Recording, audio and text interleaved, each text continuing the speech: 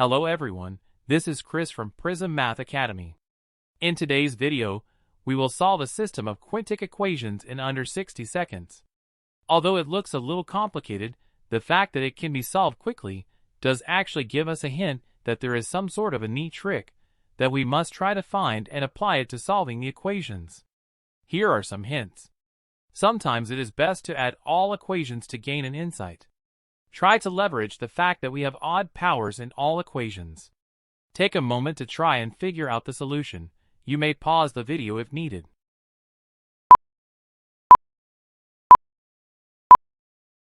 Alright, let's add all the equations and cancel the common terms on both sides of the resulting equation. After canceling the common terms, we get the following equation. This tells us that the sum of all four variables is equal to 0. Let's check two cases here for the sign of variable y. Case 1. Y is greater than or equal to 0. Case 2. Y is less than 0. Let's consider case 1. If y is greater than or equal to 0, then y to the power of 5 is greater than or equal to 0 as well. This means y plus y to the power of 5 is greater than or equal to 0. So then the first equation tells us x to the power of 5, which is equal to y plus y to the power of 5, is also greater than or equal to 0. Because the power of x is 5, an odd number, x must be greater than or equal to 0.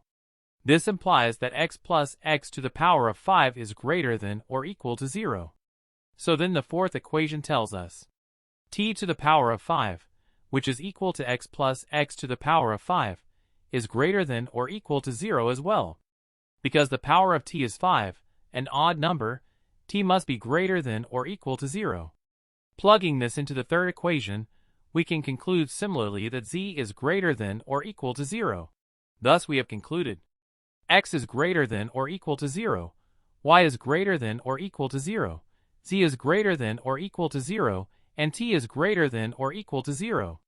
But we also concluded that x plus y plus z plus t equals 0. So this is only possible when x, y, z, and t are all equal to 0. So the solution from case 1 is that all four variables are equal to 0. Now let's consider case 2. If y is less than 0, then y to the power of 5 is less than 0 as well. This means y plus y to the power of 5 is less than 0. So then the first equation tells us x to the power of 5, which is equal to y plus y to the power of 5, is also less than 0. Because the power of x is 5, an odd number, x must be less than 0. This implies that x plus x to the power of 5 is less than 0. So then the fourth equation tells us t to the power of 5, which is equal to x plus x to the power of 5, is less than 0 as well. Because the power of t is 5, an odd number, t must be less than 0. Plugging this into the third equation, we can conclude similarly that z is less than 0. Thus we have concluded x is less than 0, y is less than 0, z is less than 0, and t is less than 0. But this contradicts with the fact that x plus y plus z plus t equals 0. So this is an invalid case. So the only solution to this system of quintic equations is that all four variables are equal to 0.